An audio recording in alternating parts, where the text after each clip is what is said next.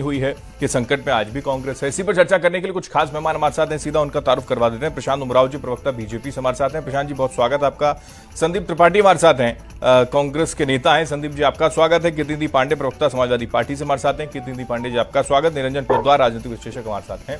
निरंजन जी, आपका स्वागत है। निरंजन जी, शुरुआत में आपसे कर रहा हूं क्योंकि कांग्रेस के अंदर एक तरफ शुरुआत जो देखने को मिल रही थी प्राण प्रतिष्ठा को लेकर, जो स्थितियां बनी हैं पूरे देश में, एक अलग उमंग, एक अलग उल्लास है और कहीं निराशा है, तो शायद कांग्रेस पार्टी में नजर आ रही है कि कांग्रेस के ही जो तमाम नेता हैं वो पार्टी छोड़कर जाने की स्थिति बन गए। देखिए अमन जी, निश्चित रूप से आपको मैं बताना चाह रहा हूं कि जिस तरीके से कांग्रेस पार्टी कंफ्यूज आ रही है, कभी वो कह रही है हमने राम का ताला खुलवाया, हमने रामलला का दरवाजा खुलवाया, हमने ये करवाया, हमने शिलान्यास करवाया।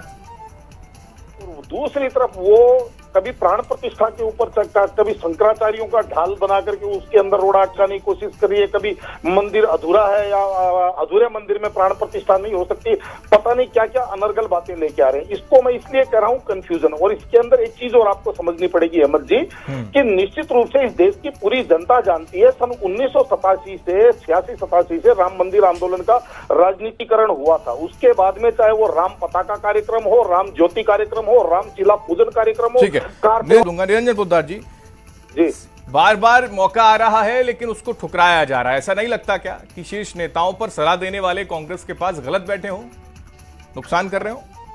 देखिए हेमंत जी, मैं आपको बार बार कह रहा हूं कि जिस तरीके से कांग्रेस पार्टी या विपक्ष जिस तरीके से कंफ्यूज है, कभी वो कहता है राम हमारे हैं, राम सबके हैं, हम जाना चाहते हैं, कभी वो कह रहे हैं शंकराचार्य ने मना कर दिया, कभी कह रहे हैं कि ये अनिष्ट हो रहा है, कभी कह रहे हैं राजनीतिक पारित कार्यक्रम है। अरे एक बात जिसको हमारे यहाँ जैसे कहा जाता है ना कि आवाज एक खलक नगाड़ा एक खुदा, तो कम से कम एक बार जनता की आवाज को तो, जो जनता के मन की भावनाओं को तो समझते हैं, लेकिन जिस तरीके से टीवी पे आकर के इन चीजों को जस्टिफाई करने लग जाते हैं, मेरे को ये चीज समझ में नहीं आती है जी। और उसके बाद में जब चुनाव परिणाम आते हैं तो कहते हैं ईवीएम में गड़बड़ है, फलानी चीज में गड़बड़ है, ढिमकानी चीज में गड़बड़ है। अरे भाई सीधी बात आपको मैं बताऊं, जब 1987 से राम मंदिर आंदोलन शुरू हुआ, चाहे वो राम पताका का हो, चाहे राम शिला पूजन हो, चाहे कार सेवा प्रथम हो, चाहे कार सेवा द्वितीय हो, चाहे सुप्रीम कोर्ट हाई कोर्ट के अंदर चले हुए मुकदमे हो, वहां पे भी 2019 के अंदर कपिल सिब्बल खड़े होकर के कहते हैं इस मुद्दे को अभी लटका दीजिए क्योंकि ये चुनाव में लाभकारी होगा भारतीय जनता पार्टी। तो लटकाने का भटकाने का क्रम चला। और मैं तो कह रहा हूं अगर इतने बड़े आप हिंदू हैं और आपको लगता है कि भारतीय जनता पार्टी हिंदुत्व का एजेंडा लेकर के और आपसे नंबर बना रही है, तो अभी तो 2 मंदिर और हैं हेमंत जी। एक काशी विश्वनाथ के अंदर बाबा विश्वनाथ अभी बंधक बने हुए हैं।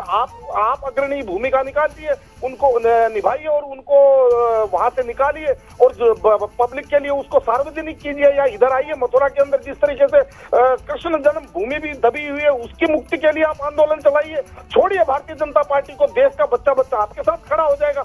लेकिन यहाँ पे समस्या क्या होती है हेमंत जी? समस्या ये होती है कि भाई केवल और केवल हमें तो किसी का कुर्ता खींचना है।